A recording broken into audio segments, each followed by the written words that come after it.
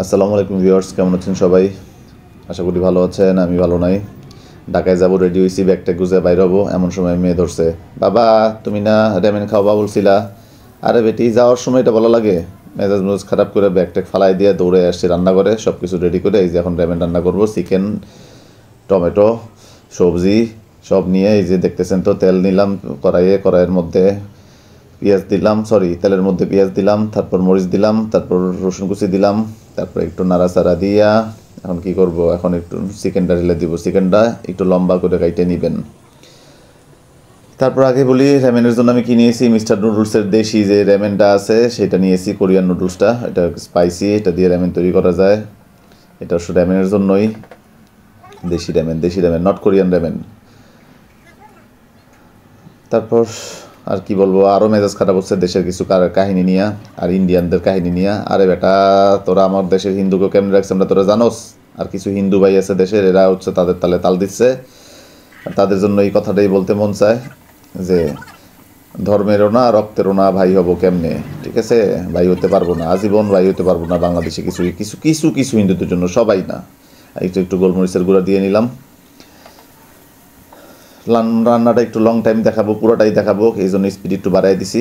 এটা নিয়ে কেউ টেনশন করবেন না, কেউ কিছু বলবেন না। লবণ দিয়ে নিলাম একটু, একটু বলতে স্বাদ মতো, যে যেমন লবণ খান সে তেমন লবণ দিবেন। তাই বলে একেবারে পালা করে দিবেন না, আবার একবারে কড়া করে দিবেন না। রেমেন একটু তীখা নোনতা না হইলে ভালো লাগে না। ডিমটা আমি এখনই দিয়ে দিতেছি, কারণ আমার পয়সা কম। আমি পরবর্তীতে রেমেনে যেমন ডিম আস্তা পোসের মতো করে দেয় বা সিদ্ধ করে কাইটা দেয়, সেটা দেওয়া সম্ভব না। 3 জনের জন্য আমি একটা ডিম নিছি, 2টা রেমেনের প্যাকেট নিছি। ডিমগুলো এখন আমি দিব গুঁড়া, ডলামলা দিয়া নুডলসের মতো করে ডিমটা করে দিব। এটা আমার নিজের র্যামেন রেসিপি। অনেকে বিশিষ্ট কুকাররা থাকতে পারেন, শেফরা থাকতে পারেন, তারা আমার র্যামেনের রেসিপি দেখে হাসবেন। ভাই আপনারা, আমি রেস্টুরেন্টের জন্য রাঁধতেছি না, আমি ঘরের জন্য রাঁধতেছি, আমার স্বাদ মতো রেনে নিতেছি।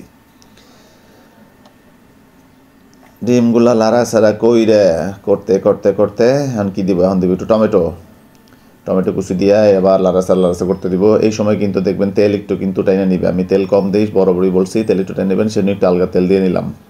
ডিম বরাবর তেল টাইনে নেয়, কিন্তু পরবর্তীতে এই তেলটা আবার ছেড়ে দেয়।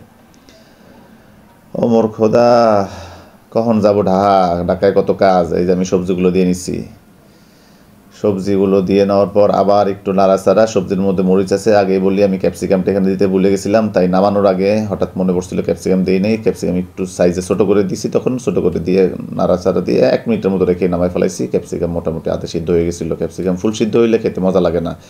এই পর্যায়ে আমি দিয়ে নিচ্ছি একটু একটু ধনিয়ার গুঁড়া, একটু জিরার গুঁড়া না, সরি, ধনিয়ার গুঁড়াই। অনেকে বলতে পারেন ধনিয়ার গুঁড়া কেন দিতেছে? ধনিয়ার গুঁড়ো দিলে একটা স্পেশাল ফ্লেভার আসে মেনে।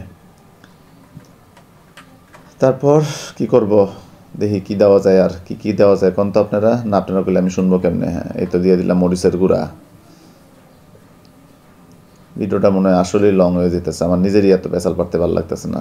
মানে পেঁচাল পাড়ার মাঝখানে মাঝখানে থাইমা যাওয়া লাগতেছে, কিন্তু কিছু করার নাই। এর চেয়ে স্পিডে দেখাইলে আপনারা কিছুই বুঝবেন না। সয়া সস দিয়ে নিলাম, সয়া সসের যে বোতলের যে কর্ক আছে, আমি সেটাই ইউজ করি। সেটা দিয়ে 2টা রেমেনের জন্য 3 কর্ক সয়া সস দিয়ে নিছি। সস ঢেলে দিলাম, একটু অরিগানো দিয়ে দিলাম। এখন এই ফাঁকে আপনারা দেখছেন নিশ্চয়ই, এবার দিয়ে আবার লাড়াচাড়া। এর মাঝখানে বলতেছেন ভাই, বাংলাদেশি হিন্দু ভাইরা যারা এই আন্দোলনের সাথে যোগ দিচ্ছেন, মানে মিথ্যা আন্দোলনের জন্য পায়তারা করতেছেন, তাদের আবারও হাতে পায়ে ধরে বলতেছি, ভাই দেশটার অবস্থা খারাপ করেন না, দেশটা ভালো আছে, ভালো থাকতে দেন। এই মুহূর্তে আমরা দিলাম পাতাকপি কুচাই দিলাম শেষের দিকে, যাতে একটু ক্রিস্পি ভাবটা পাওয়া যায় নামানোর পর। যদিও অত ক্রিস্পি থাকবে না, পাতাকপিটা আমার আরও পরে দেওয়া লাগতো, তাড়াহুড়া করতে যায় দিয়ে দিচ্ছি, কারণ আমার যাওয়া লাগবে ঢাকা। নুডলসের যে মশলাগুলো ছিল নুডলসের প্যাকেটে, সেই মশলাগুলো এখন আমি দিয়ে দিলাম। মাঝখানে একটু ম্যাগি মশলাও দিয়ে দিয়েছিলাম।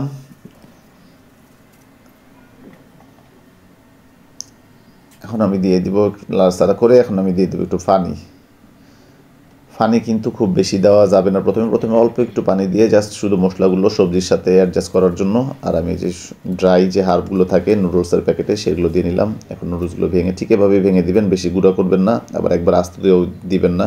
কারণ আমি আবারও বলতেছি, আমরা রেস্টুরেন্ট স্টাইলে রান্না করতেছি না, এটা ঘরোয়া স্টাইলে রান্না করা হচ্ছে। ওকে, এখন বেশি করে পানি দিয়ে বেশি করে পানি বলতে হচ্ছে আপনি যে পরিমাণ স্যুপ চান রাখতে সেই পরিমাণ পানি দিবেন।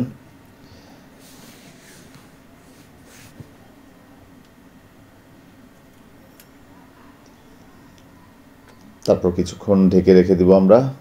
নুডলসটা সিদ্ধ হয়ে গেলেই আমাদের র্যামেন তৈরি হয়ে যাবে। তো সবাই ভালো থাকবেন, দোয়া করবেন। রান্নাটা যদি ভালো লেগে থাকে, আমার রান্নাটা অবশ্যই খুব ভালো হয়েছিল, আমার মেয়ে খেয়ে খুবই মজা পেয়েছিল।